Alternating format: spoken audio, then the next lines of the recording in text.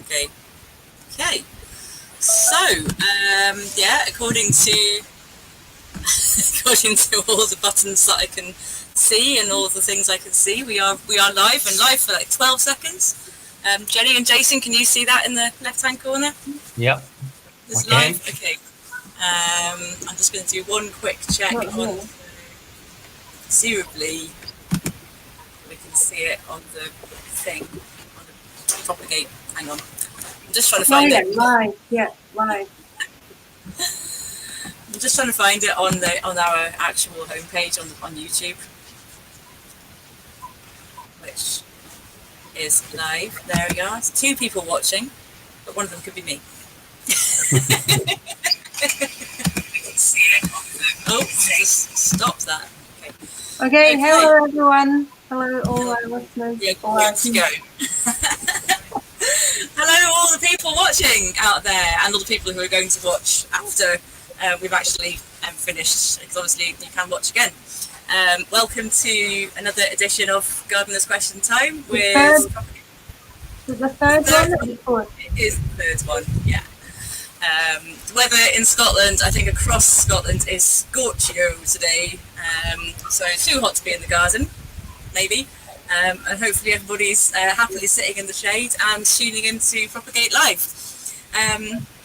So we'll do a quick round of introductions, and then we've got special guest Jayson in the studio, in his studio, and we'll have coffee's ready. We'll have a 15 minutes sort of presentation and interview with Jayson, and then time for some Q&A. So yeah, I'm Abby, one of the co-founders and directors of Propagate. I live in Dumfries and Galloway.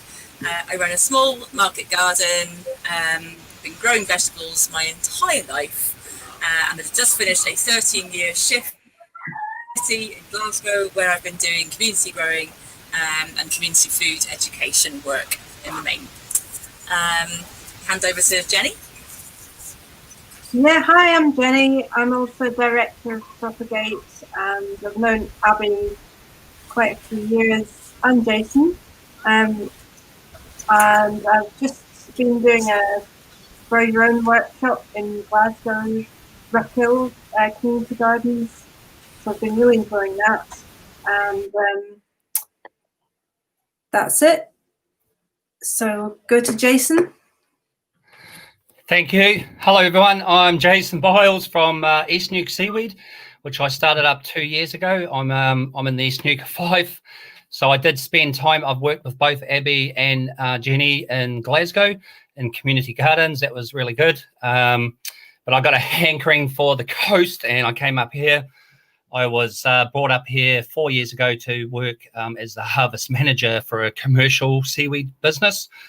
I'm not working with them anymore. I've gone out on my own, East Nuke Seaweed, and we've got a big focus. My focus really is on educating people about the seaweed in Scotland that is on our own back doorstep that we can get. And I think we'll be talking a bit more about why I started the business later on. But there we go. It's a lovely coastal day up here. Brilliant. So I think we're just going to go straight into the first 15 minutes of this. Will be just, Jenny's going to lead on this bit with an interview and a bit of chat with Jayson.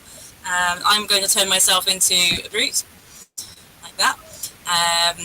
And then we've got time for some Q&A directly with Jayson about seaweed after that. So you just want to lead on, Jenny? Yeah. So I'm going to introduce Jayson. He's a forager and founder of East Nuke Seaweed. He's originally from New Zealand, has been in Scotland for 10 years and is now living in Fife. And East Nuke Seaweed runs a seaweed school which aims to give people the skills to identify, forage and use seaweed in a sustainable way. Would you agree with that, Jayson? Yeah, well, it's actually been 11 years, Jenny, that I've been in Scotland. But you've pretty much hit the mark there. So I'm really about educating and trying to empower people to, reconnect with their sources of sustenance So where our food comes from, and yeah, and one thing we do have available for us in Scotland is seaweed, and we've got some of the best seaweed around. Nice So clean waters. how did you first set up East Nook Seaweed? What's the story of that?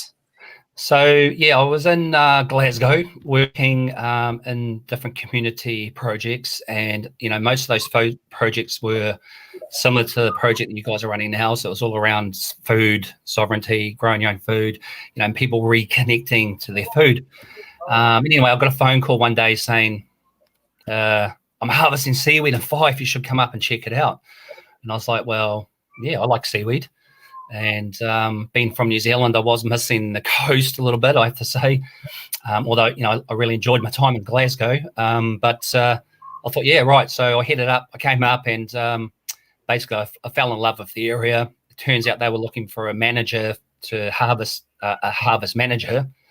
I went for that job, got the job, and that was it. And yeah, so I've been up here for over 4 years. I was the harvest manager for about 2.5 years for that company, and East Nook Seaweed's been running since then 1.5 years. This will be my second season, but it's not been much of a season with the lockdown. Yeah, it's been a bit of an interruption to a lot of businesses, but you've sort of weathered the storm. Have you? You've managed to keep going? I've weathered the storm a bit. I started doing online workshops. So I've been doing Zoom workshops. They went really well.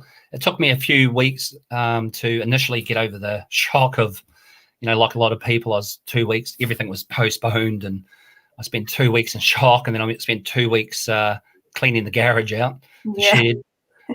And then I spent a month or so working on all my online stuff. Yeah. And then I ran the workshops and went really well, had a really good response, had people from all over Scotland and the world, actually. But I've just started now getting back into real life workshops as well. So it's kind of good now. I've got online workshops that I can offer. So if people aren't actually in East Nook, or if they can't maybe get down to the coast as much, maybe they've got mobility issues or their areas in lockdown, whatever, I can still do online things as well. But, I think the combination is really good. Online and real life together work really well. But, yeah, no, I've survived. So what has been the response to the idea of seaweed foraging? Have you found a lot of people very keen to learn and get new skills? Yeah, it's been really good because I think seaweed is really becoming much more popular now. The thing is, in this country, in Scotland, it's not been a huge history of actually eating seaweed. Parts of the world, Japan, Asia, New Zealand, even to a certain degree, there's been a real traditional use of it. But, our neighbours, Ireland, still a very strong, long history there. But in this country, Scotland, they use it in agriculture. So it's been used in horticulture a lot, but not actually that much history of eating it. But what I found is, it's really growing. It's really catching on as a superfood because it is so full of nutrients. It's really good. You don't actually need soil for seaweed.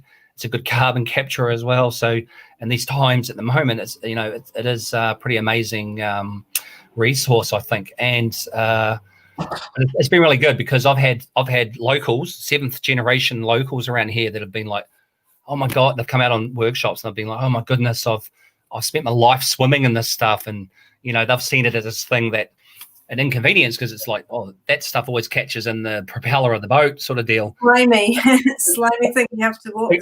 Exactly, that slimy thing you have to walk through or whatever, and they didn't realize you can eat it. And they actually didn't realize how good it was going to taste. So, so when you get that sort of thing, it's been really good. Also, through the lockdown, and you guys might have noticed this as well, that more and more people seem to be wanting to reconnect. And this is things that, I know Abby's been talking about for a long time, and I've been talking about this sort of stuff for a long time as well. But I've noticed a lot more people are really getting onto this foraging, getting into growing and all that kind of stuff. So, that they all go hand in hand, I think, or they should. Yeah, I think that definitely idea of food for free is becoming more and more appealing. People are experiencing food insecurity and just becoming more aware of the weaknesses in the food supply chains. And interested in how they can just be more resilient.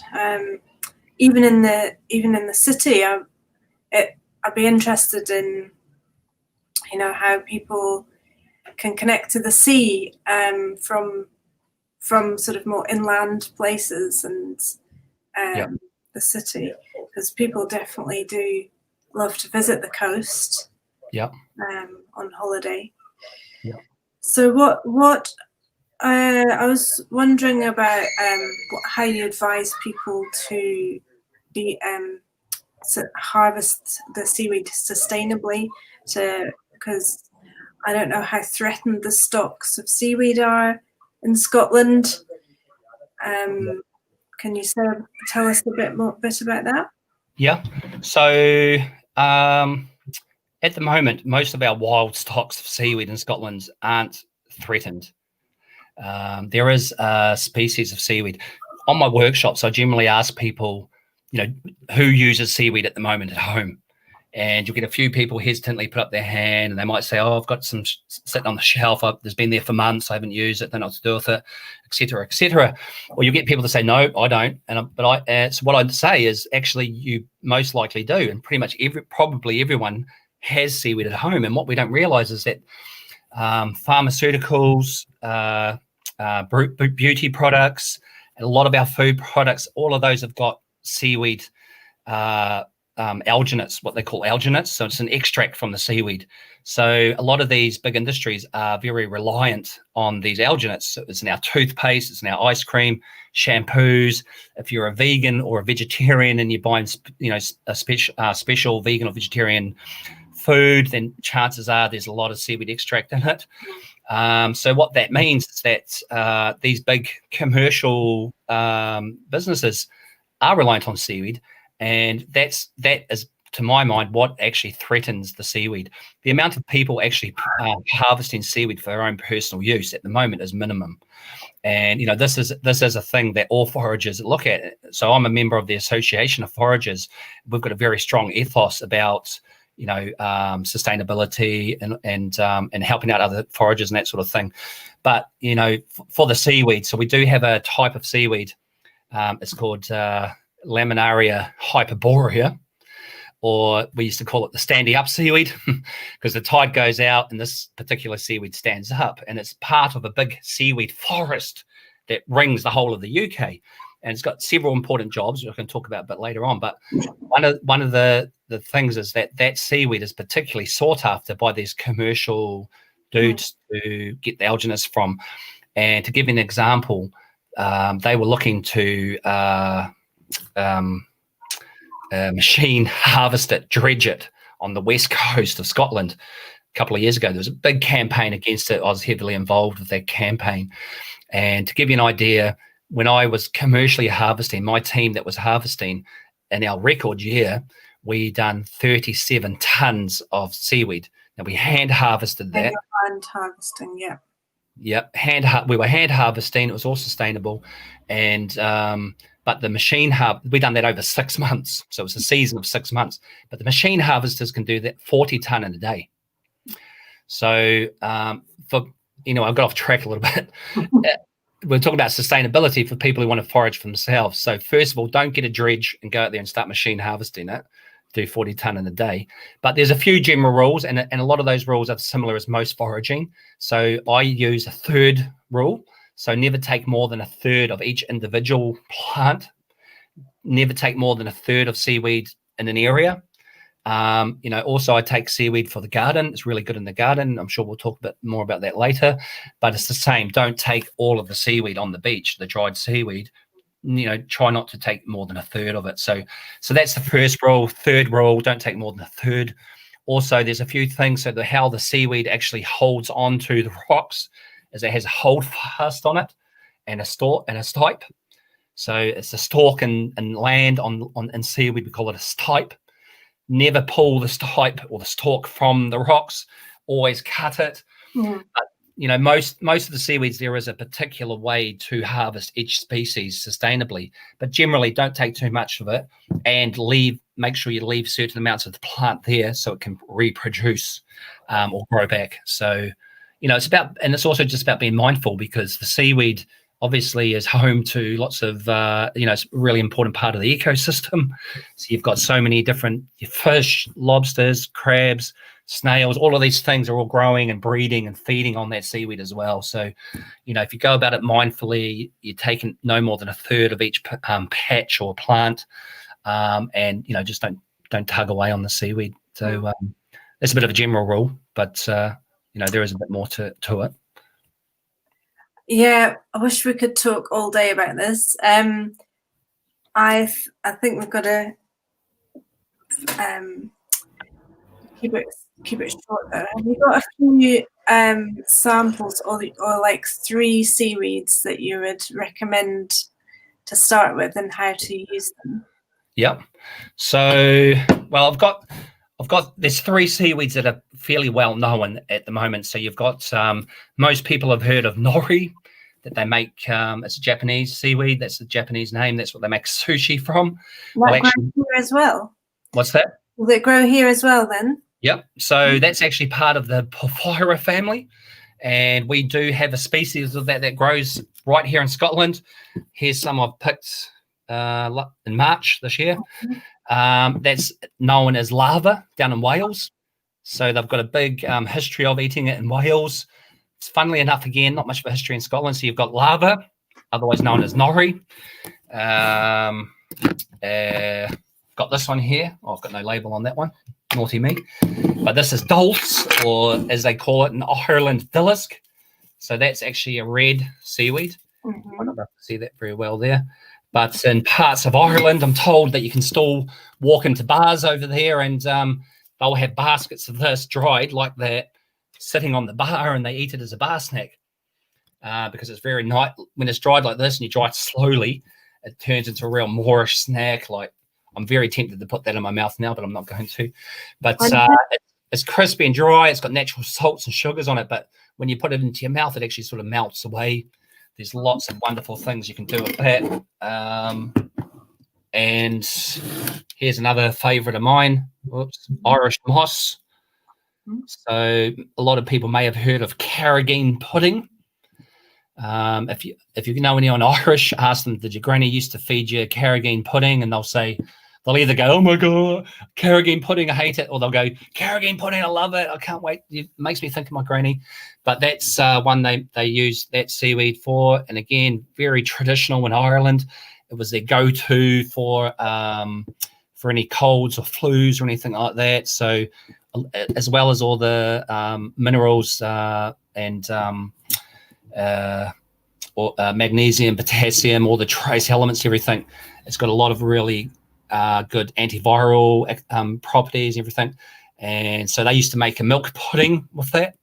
But I can tell you later, but I make a syrup out of it, and I put that on lots of things. I put it in the kids' porridge in the morning, and they still don't get it. They're like, you know, Dad's a seaweed mad dude who runs a seaweed business, and yet they still wonder, how does Dad make his porridge so creamy in the mornings? I hope they're not watching, but that's my secret, is Irish moss. So I can tell you a bit about that later. So my kids eat a lot more seaweed than they actually realise they eat. That's good. That's great. So any other top tips for beginners? Well, yes, I can tell you that one thing I can say, and this is something I say to people in the workshops, if you don't remember anything else, you can remember this, that there is no poisonous seaweeds per se. So it's not like mushrooms. Mushrooms, for instance, you really need to know what you're doing. It is the same, if you can't identify anything 100%, you shouldn't be eating it. The thing with seaweed, though, is there are no actual poisonous seaweeds. We do have a seaweed in the UK, and actually there's about 100 species worldwide that grows in the UK, and it's called stringy acid weed, or there is a Latin name, but I like the common name, stringy acid weed. It grows out deep. It actually produces sulfuric acid. So if you're my age, you'll remember putting 9-volt batteries on your tongue as a kid. If you pick up some seaweed and you're eating it and you get this sort of sensation like that, then possibly it's stringy acid weed. But the thing with stringy acid weed is that it grows out very deep, and it when it's introduced to oxygen, it actually is pretty much self-implodes. So the chances of finding that are very slim.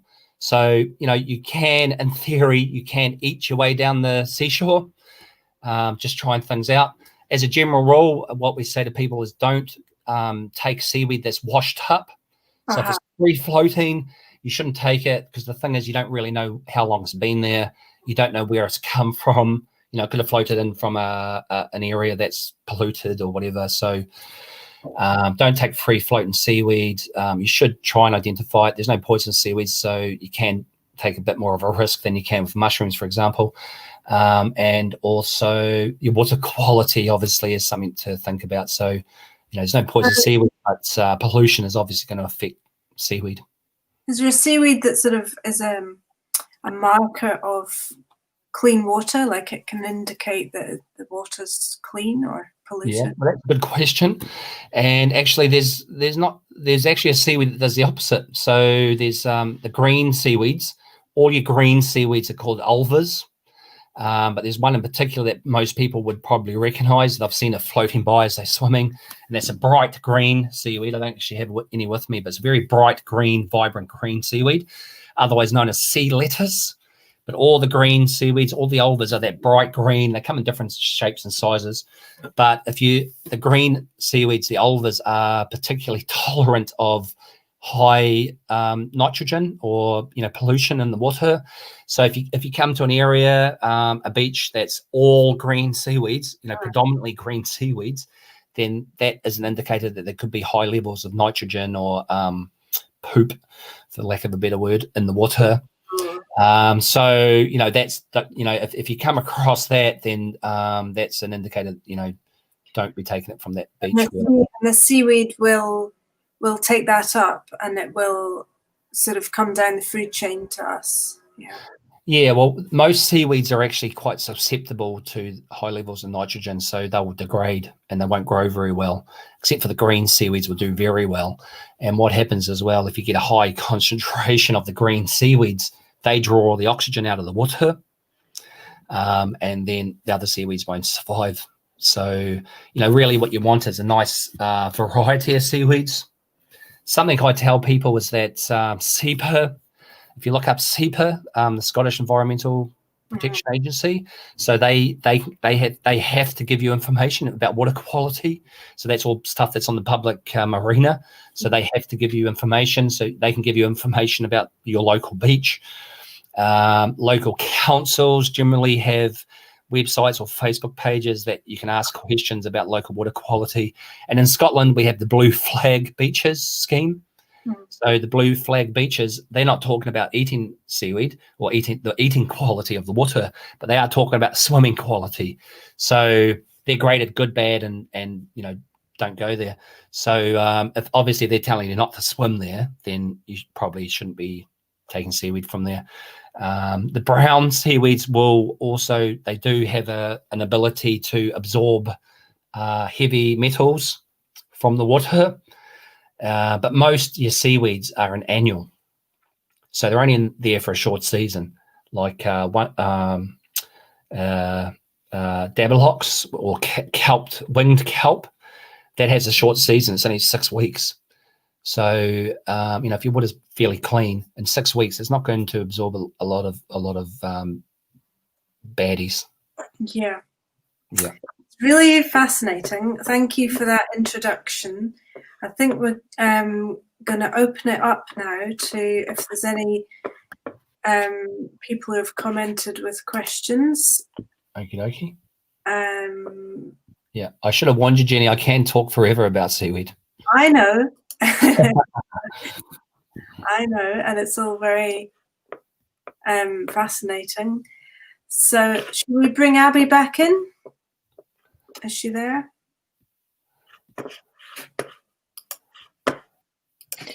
Hello, Abby. No, she's... Well, if we haven't got any questions yet, from what I can see, so maybe I can just ask you a bit more about this syrup that you put in the porridge. It sounds quite yum. How would you make that? So there's two types of seaweed that you can actually use for. Where's the camera? That's it, dried up and crisp. Yeah. So I harvested that in March, so that'll last me right through the winter. But the particular seaweed actually has a long season. There's two types of seaweed you can actually use. One is called Masticarpus stellatus, which is that one, and the other one's Chondrus crispus. Oh. But that's the Latin names, but the common name. I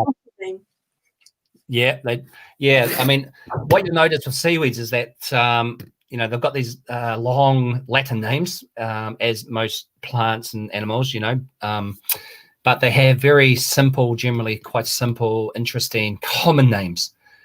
And the same with land plants is that common names can vary from region to region. Hence why the Latin names are good, so definitely know what you're talking about. But the carrageen, the Chondrus or Masticarpus, the common name for that is also carrageen or Irish sea moss. There's a few different things. There's lots of recipes online for carrageen pudding or Irish sea moss pudding. But basically what the Irish used to do was they would pick it and boil it and simmer it in milk. And it actually works as a thickener. It's a bit like a vegan gelatin. Yeah, but it's vegan, and it's also got loads of nutrients in it. Like I said, it's full of magnesium, potassium, got lots of pretty much all the trace elements, etc. But basically you take the way I use it, so I don't actually put it into milk. I don't use the traditional milk pudding. I do make that on occasion.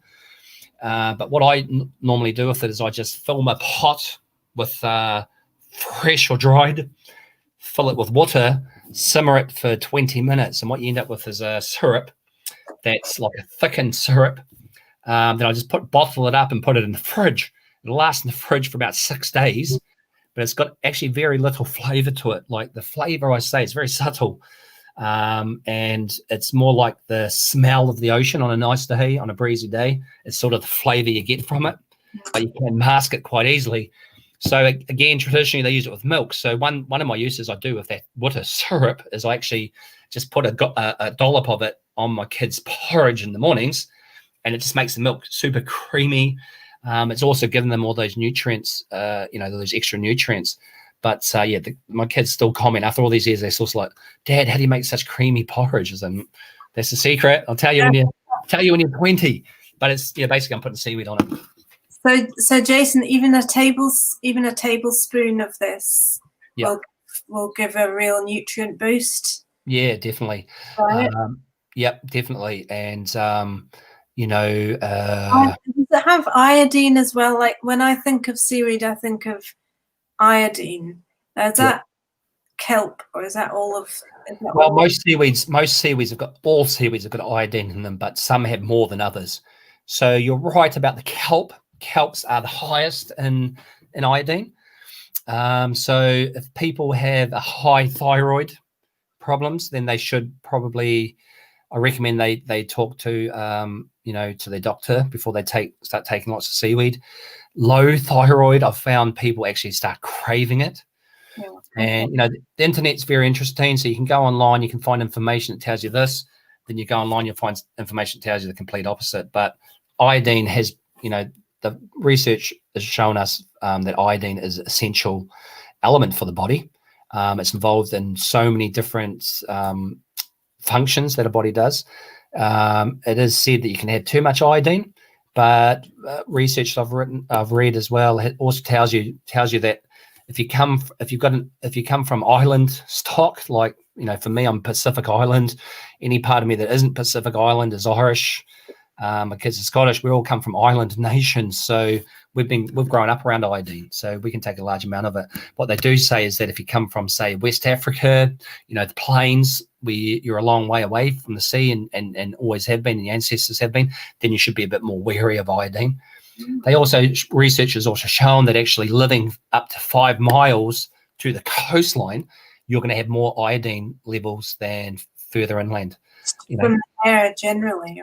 It's just in the air, you can breathe it. And when I take people out on workshops, we get right down out into the intertidal, and we get right amongst the kelp.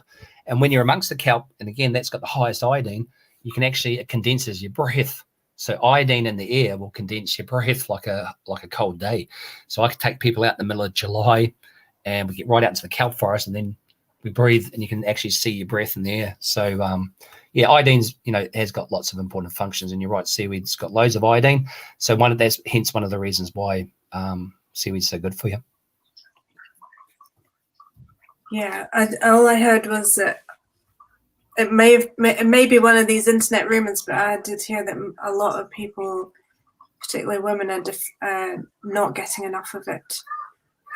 So I've been sprinkling some on food sometimes. I also had a supplement at one time, but of just pure iodine, but you only need like tiny few drops. Yeah, you don't need a huge amount. And so the brown seaweeds, the kelps, are particularly high in iodine.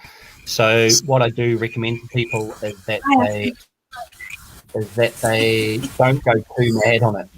Eat it in moderation. Same as everything. They say that about everything. And I mean, I know for a fact that raspberry ice cream is good for you, but I should eat it in moderation. I don't go mad on it. And it's the same with iodine and the kelps especially.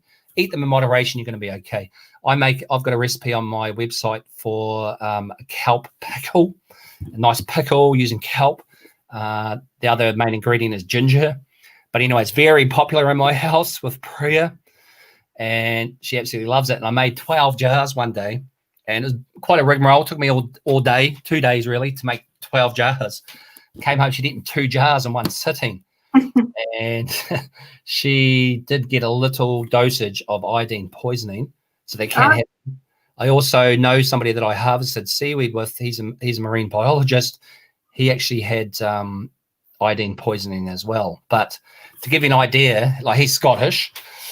To give you an idea, he was involved in a seaweed farming project.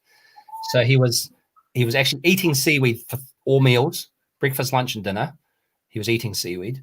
He was actually sleeping in the room where they had the vats where they were growing the seaweed. So I was saying how, iodine is in the air, you can absorb it. So he was eating it for 3 meals a day. He was actually sleeping in the room with the seaweed, absorbing it 24 hours. And then when he wasn't doing those two things, he was out amongst seaweed, handling seaweed. So he was basically absorbing it 24 hours. And it took him around about 6 months to actually get a bit of iodine poisoning. So, to be safe, and like I say, the other thing with seaweeds is it's a wild plant. So it's not a laboratory thing. It's not been produced in the lab. It's a wild plant. It's so different times of the year, different species, even different locations will change the makeup of the seaweed. So it will change the iodine levels. It'll change all those different things that are in there, seasonal, location, all of those things. So I can't 100% guarantee to people that there's going to be definitely this much magnesium, definitely this much potassium in it. What we can tell you is the brown kelps are the highest in iodine. But you're right, people are lacking iodine in their diets. People are lacking magnesium. We're lacking potassium. All of these things we're lacking in our diets. And part of that is because we're lacking it in our soils. So that's where seaweed can be really useful again, because we can access those nutrients directly from the seaweed by eating it or bathing in it. That's another one. But you can, I use it at the allotment to bolster my soil.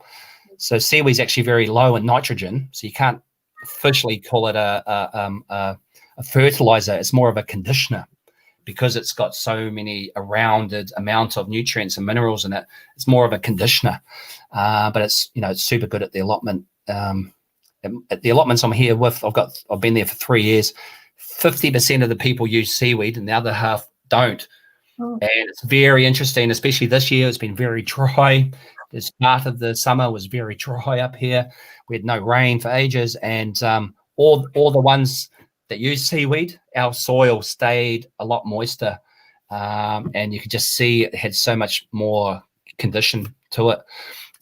So I think maybe after this year, it's going to be more like 80% using the seaweed. It depends what if you're, as you say, if your soil is deficient in it, or what your soil is deficient in as well.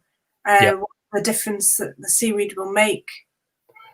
Yeah, but like I say, seaweed is pretty balanced. It's got quite a good balance of carbs, proteins. It's got most seaweeds have got all the trace elements, pretty much all the trace elements that we need. So I said earlier that was one of the main traditional uses of seaweed in Scotland was on the fields. So I've talked to old farmers around here, older farmers, sorry, and I've said, did you used to use seaweed? Why aren't you using seaweed on the fields? And they said, well, I remember when I was a lad, my dad used to go down to the beach in their horse and cart and load up all the seaweed and bring it back and spread it on the fields. And I said, wow, that's great. Why aren't you doing it now? And the reason they gave was that, and this is several different guys have said this, the reason was because of all the plastic pollution that ended up in the seaweed, So another thing that I try to do is encourage people not to use plastics. Let's not go there. It's another whole conversation. But, if you're eating local, you're growing your own veg and you're foraging your own foods, then there's a lot less plastic in your house automatically. But anyway, so there's all the plastic pollution, and I've got a mate who lives down the road. He's born and bred local, and he says he's about the same age as me, but he says, he remembers going down to the beach as a kid in the 80s, and it was clean. The beaches were clean. By the end of the 80s, well, that was the 70s, so late 70s, through the 80s, and then definitely by the 90s, it was just so much plastic pollution. And that's why the farmers stopped using it. That was their main reason that I was given. I also suspect that it was also because that's around about the time, if you think 80s, 70s, 80s, that's about the time that they started using all these chemical-based fertilizers and all that. So there's probably pressure on them to use that stuff. And, and perhaps the farmer, everything was going more mechanical anyway. And so, let's face it, we humans, we did actually believe we were onto a good thing. We didn't realize the mess it was going to get us into really at the time, did we? So anyway, that was the main reason I stopped using it. But I love seaweed. I use it in the kitchen. I use it in the bathroom. I use it at the allotment. You wash your face with it? Just rub it on your can. Yep. So that gel I was talking about with this, the Irish moss, you can make a gel with that, and you can use that. I know people that put it into beauty products. I haven't got any seaweed or any with me at the moment, but there's another seaweed, the rax. It's a bladder rack. So if you remember last time we were at the beach, you would have seen some seaweed with sort of bubbles on it. That's bladder rack. So all the racks are actually a natural antiseptic as well. So as well as having all those minerals and all those goodies in them, they're actually a natural antiseptic. So that's a seaweed that I promote for people to use in the bath. So you can dry it out, stick it in your bath, and it releases all those nice alginates, releases all that magnesium and all that potassium, all those trace elements, and you can absorb that through your skin. Once you've used it a few times, you can stick it straight in the compost, or you can stick it straight on the garden as a mulch as well. Good for slugs. I was going to say that it is a brilliant fertilizer in loads of different ways. Like I say, it contains loads of trace elements and micronutrients, but I'm only about 20 miles from the coast in Dumfries and Galloway, and despite going to the beach a few times since moving down, I keep forgetting. I just keep forgetting to get it. So when I get back and kind of go, oh, got a van. Could have taken a ton sack down and filled it full of seaweed. And just so totally forgotten. And down here we've got sandy soil. And like you say, it's been pretty dry, and so in terms of kind of water retention, it would be absolutely ideal. So I must remember to do that for over the winter. This winter, I think that's the time to do it. So get it on, cover it up, mulch it down, and then sort of take that off for the spring. But people do use it around here extensively as a kind of just as a ground cover more than anything else, because it's also really good for suppressing weeds, because it's really good for coverage, isn't it? Yeah. But how long does it take to rot down into the soil? Well, it varies really. I've still got seaweed. I've got some bits of seaweed on my soil from last winter, but it will break down pretty quickly, and that's part of the reason that it's the same as anything. If you put a whole courgette, a whole something into your compost, it's going to take a lot longer to break down than if you cut it up. It's the same with seaweeds. If you get a big stalk, big stipe, or a big leaf, it's going to take a bit longer to break down. But the beauty with seaweed is, as a conditioner or in your compost or anything like that, is that it's actually relatively low in nitrogen. It's very balanced with all the other minerals and stuff, but it's actually fairly low in nitrogen. So it starts to break down really quickly, but it means that you can also use it pretty much straight away. So unlike horse poop, horse poop I think is the lowest in nitrogen of all the poops. Cow poop's the highest. Yeah, Abby agrees. So horse. Cow poop. Chicken and bats. Bats is like top, but actually pigeons is pretty high. And chicken, really? That's of birds. Things with wings have got higher nitrogen content.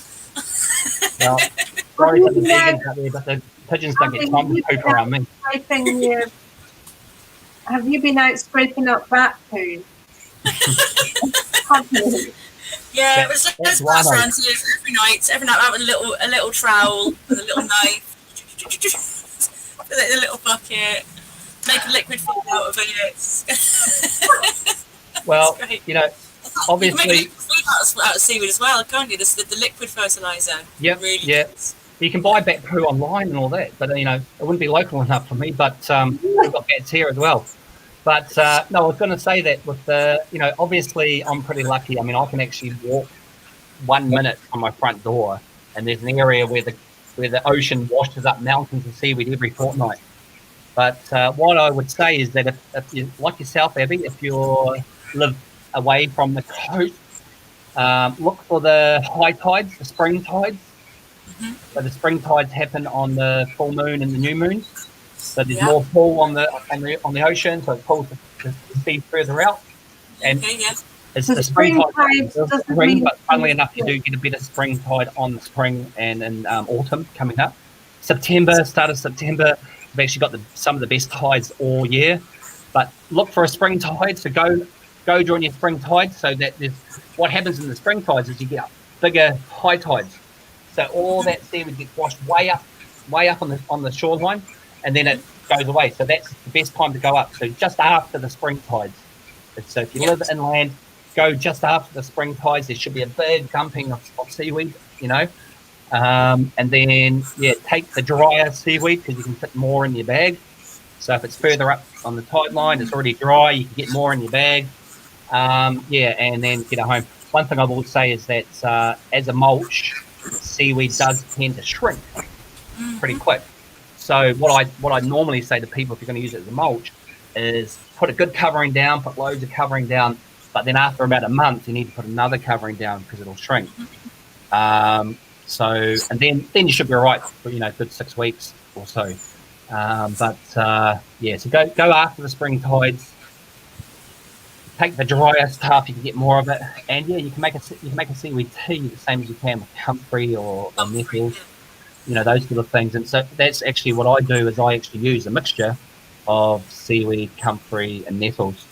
Then you get that all around all the nutrients. Yeah, I've got a good recipe on my website and methodology for taking seaweed for the garden. Actually, on the website. What's the website, Jayson? So I can just type it in the box here. It's www.eastnukeseaweed. Okay, hang on. I'm just typing it in the chat. Okay, East. Let's try to spell this correctly. Nuke seaweed. Yeah. Yeah. .com. .com. Yeah. There we go. So that's now in the comments, so people should be able to look at that later on as well. And you put up recipes there that people can. I've got a couple of recipes on here. Yeah, I've got a couple of recipes on there, and I've got a whole page on gardening with seaweed. And an ebook. There's an ebook. An ebook. Yeah. What I recommend is that people actually have a good browse around the website, have a look at all the different things. There's a few videos. There's plenty of pictures of me. But I'm welcome. I welcome questions. I welcome. Here's a question. We've had someone. Oh, we've had someone. Jim, how do you make that seaweed-based liquid plant feed to add to the watering can? Currently, I buy it as it's the only organic plant food I can get. Yeah, I did too. I bought some, but well, there's a few. How would you make it? There's a few methods. A lot of those ones you buy online concentrate. What that actually is often is that they've actually dried seaweed, burnt seaweed, then taken the ashes and mixed it with water. That's what most of those online concentrates are. Of course, you can try that at home. I've never tried it, but I just basically get dried seaweed, stick it in a bucket, stick a lid on it, mostly out of respect for the neighbour because it stinks, and then water it down. Very similar as you'd make a comfrey or.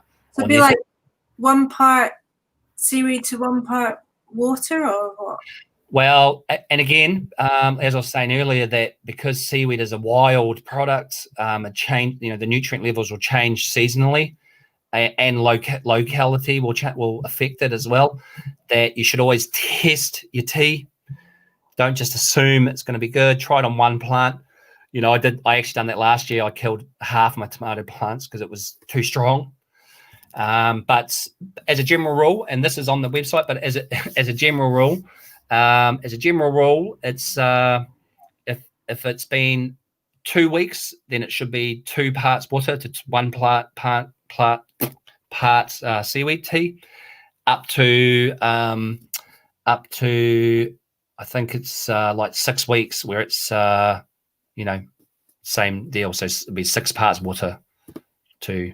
So you need to thin it out as it gets stronger. The recipe is on the website, but you should always test it before you do it because it could be. And also, I don't take a particular seaweed for my seaweed tea or a particular seaweed for a mulch. I just take whatever the ocean offers up. So you will get a mixture of seaweeds through there. So again, it'll depend on the season, the types of seaweeds that you're actually finding in there. So it will change your nutrient levels. So it's worth testing it before you go sticking it on your tomatoes. Thanks for the question, Jen. I'm just aware that we've already got 10 minutes left. Actually. Wow, that is blown by. Time flies. Yes. It's actually the broadcast. I'm just wonder if we should probably address some of the questions that got sent in for actual gardeners' question time. You don't need to dry it first. Put it on the ground. No, but like I said, that it's better to take semi-dried seaweed before you put it on the garden. Several reasons. It makes it easy to bring home, and it's also starting to break down. But you don't need to. You can use fresh seaweed straight on there. It'll dry within a few days anyway. And then you put. I've just turned my camera off because. Sorry, I've just turned my camera off because the connection's a bit shoddy. But I'm just wondering if seaweed's any good for slug defences. Because that's one of the very topical questions that we have at the moment. Does it help to deter or in any way keep away slugs? Yeah, well, I certainly believe it does. And the thing is, if you think of dried seaweed, it's crispy, it's dry, it's got sharp edges, it's got natural salts on there. Slugs, in my experience, hate it. I've never actually used it on the west coast though, so that's where all the slugs are. You don't get as many on the east coast here, but all the stuff you read, and certainly from my experience, it's dry, it's jaggy, it's salty. Definitely slugs don't like it. So I think it's a good deterrent to slugs, definitely. Great, it's good to know. That's one of the questions that we had in this week was what do we do about slugs? Yeah. Yeah. Well, people, I definitely believe it's a deterrent to slugs, but people actually say as well that other animals, pests, birds, certain birds, and that don't actually like it because when it goes wet, it's the opposite. It's a bit slimy, but still the fact that it's jaggy and dry and a bit salty actually can put most pests off, you know. But definitely slugs. Yeah, don't like it. It's good. It's good to know. Yeah. So I would just want to clarify something. So you're saying on the beach that you just take the stuff. You wouldn't take the stuff that's been washed up, or the stuff that's still living. Well, if you're eating it in the kitchen, if you're taking it home for the kitchen, then take the living stuff. If you're taking it for the bathtub, take the living stuff. If you're using it for the garden, take the dead, washed up stuff. Several reasons, because it's a bit of a shame, really, and the amount you need as well. You don't really want to be taking all of that living stuff, and then, like I said, the dried stuff. First of all, it's easier to cart away. It's also semi-broken down, starting to break down, so it's going to release those nutrients much easier as well. So, but never clear a beach of all the dead dried seaweed, because even the dead dried seaweed is part of the ecosystem, and it's got a very important job. It's sheltering all the wee bugs that the birds eat, and it's also breaking down. And that's the other thing. Kelps, brown seaweeds, are particularly high in rooting formula. So the rooting formulas that's found in most roots of plants, kelps are particularly high in those. So part of the job of the kelp forest is that it washes up that seaweed fortnightly, and then the tides go away because it's not the spring tide anymore. And then as the seaweed breaks down, it's actually releasing those rooting formulas. So they're actually helping to discourage coastal erosion. So they're strengthening the young plants. They're also helping to bring on seedlings. So that's why the tea is particularly good in the garden as well. I was going to say, is that also good then for helping roots establish when you're taking cuttings and that kind of thing, or planting trees, for example? So if you're doing tree planting or orchard planting in the winter, so you've got apple trees, when you dig your root pits, because you fill it full of seaweed at the bottom, and that would be a nice sort of slow release feed. For the tree. That would be, help the roots to kind of really establish. Yeah, definitely. And also, because seaweed breaks down quite quick, so it is a slow release, like you say, but at the same time, it's fairly quick to break down compared to some organic method that you may put in there. So it actually creates heat quite quick. So seaweed's really good to use alongside cow poop, horse poops, one they use often for hotbeds. They're really good for hotbeds as well, because it breaks down quite quick and it starts to create all that heat. So all the sort of biological activity and that heats everything up. Yeah. Are there many other people doing what you're doing around Scotland? There is a few others. You're a member of the Association of Scottish Foragers, or maybe it's UK Foragers. No, it's actually nationwide. It's a global organisation, but there's other members that you might have heard of in the Association of Foragers are Monica Wild, Mark Williams, Galloway Wild Foods. All my superstars that I've followed for a long time, and now I'm in the same association as them. Thank you, guys. But they all do. They all incorporate seaweed in their foraging as well. But things at the moment is dulse season. We're going into dulse season, so Monica's far too busy in the forest running around picking mushrooms to be out getting seaweed, and she lives a little bit inland. Mark, he could be anywhere. So, but there is other people doing it. There's not so many people just focused on the seaweed and doing the seaweed foraging tours like I'm doing. There is another guy, Duncan Smallman. So shout out to Duncan. He's another good one if you're on the West Coast. So he does similar things on the West Coast. I do on the East Coast, and we do occasionally do collaborations. And I have actually, he did come over and do a tour here one time, and I let him stay at my house. But so there, there's a couple of us out there, and like I say, most of the foragers do know about seaweed and they incorporate seaweed, but they're not quite as seaweed fanatical as I am. But but I'm definitely a seaweed geek. Evangelical, yeah. I'm definitely a seaweed geek, and I know, and there is plenty of other seaweed geeks out there, but Yeah, so there is other places you can go, but I recommend you come and talk to me, of course. And in terms of the workshops that you've been talking about, are you going to restart those workshops soon? Kind of coming out of lockdown? Yeah, so I've just finished last weekend. Finished my second bout of the on the rock workshop, as I call them. So I am doing those on the rocks.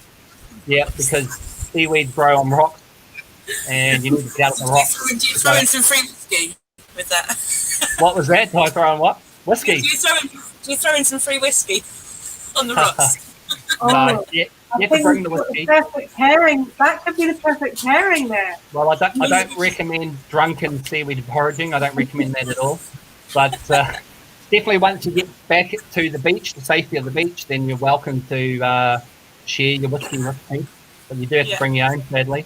But there's a lot of good whiskey distilleries around here. So that's, I mean, up where I live, there's 3 reasons people come up. There's 2 reasons people come here at the moment. One of them is gold.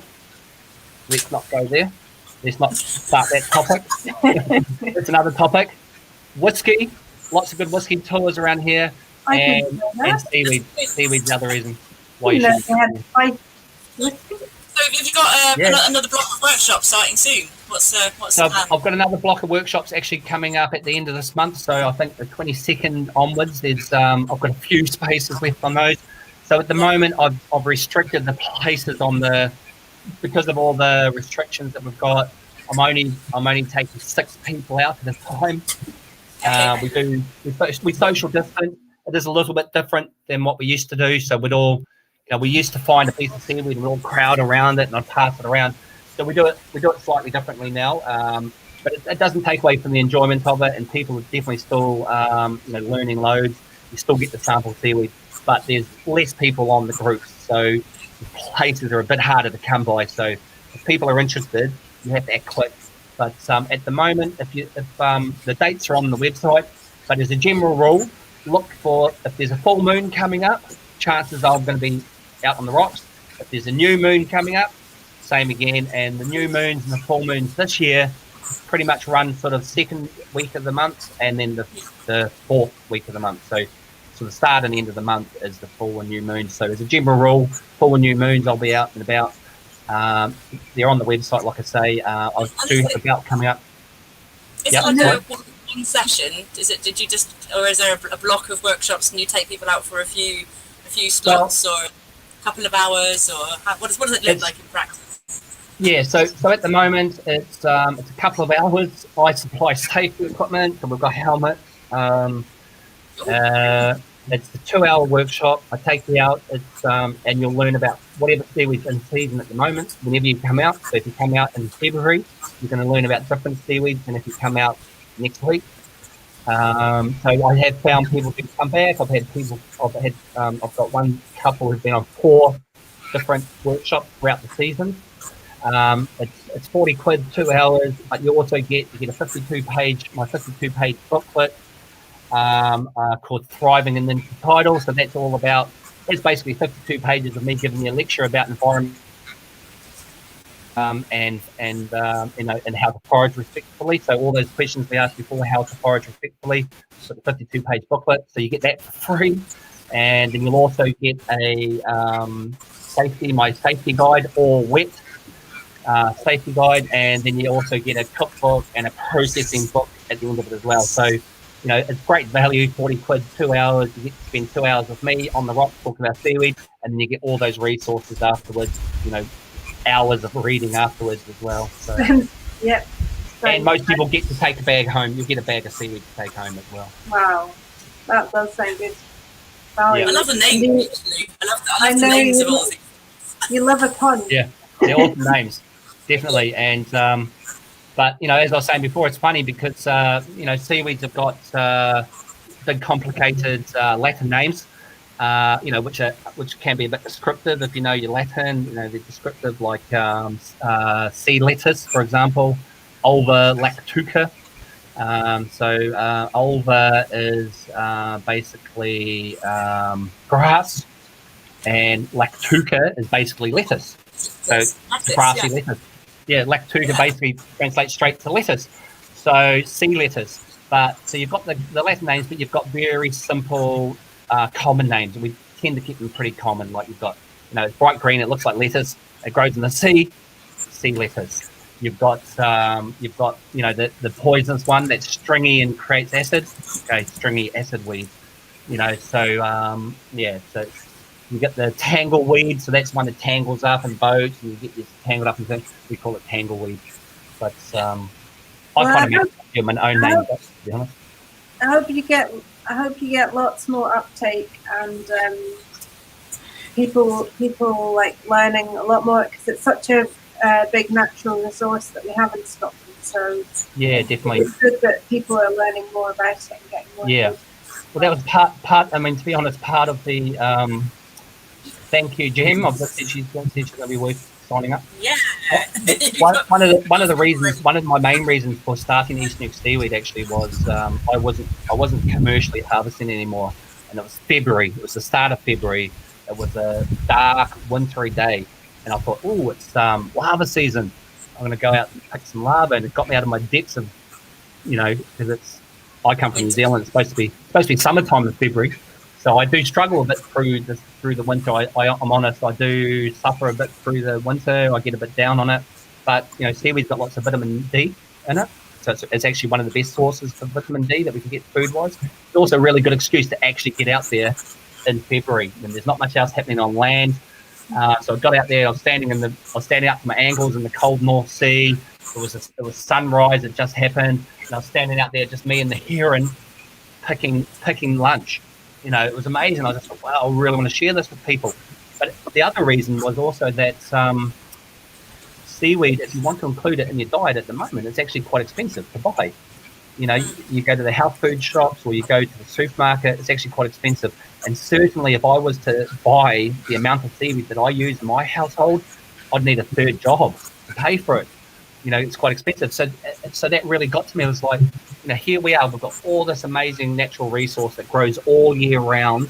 It grows in February. You can get good seaweeds in December, January, and February. So through those hunger gaps on land, and yet so little was actually known about it. So that was really a big driving force for me as well. Was A, just I love it, and then B, the passion for educating people that there is, like you said, there's free food that's out there all year round. And particularly healthy. And it's good for you. Bonus. It's real sort of Scottish thing, isn't it? That passion definitely comes across, Jayson. That passion, that desire to educate and share that knowledge definitely comes across. Yeah, it must have been all those years I've spent with you, Abby. Rubbed off. It's all that community gardening, pays off. It is 5 o'clock. We should probably wrap up. Managed to talk about seaweed for a whole hour. Well done. That's the least of it. Thank you so much for joining us. No problem at all. It's been really good to catch up. Yeah, we've had a few live viewers. We tend to get a lot of people watching it back, so we can expect quite a few people to be watching it back afterwards, and you'll probably get a few more people clicking on your website and maybe signing up for your workshops. But I'll tell you what, 40 quid for 2 hours and all those extras does sound like a good deal. Sounds very good. Yeah, so yeah, thank you once again. No worries. I guess we better just say goodbye properly and say we will have another gardener's question time. Yeah, I will probably questions. have another guest. So if viewers have an idea for a topic they want to see, or a theme, or someone they want featured, then let us know. Let us know. That's it. But for now, we'll say cheerio. And yeah, thanks everybody. Okay. Thank you, and good luck with your projects. Thanks. Yes. Yeah, and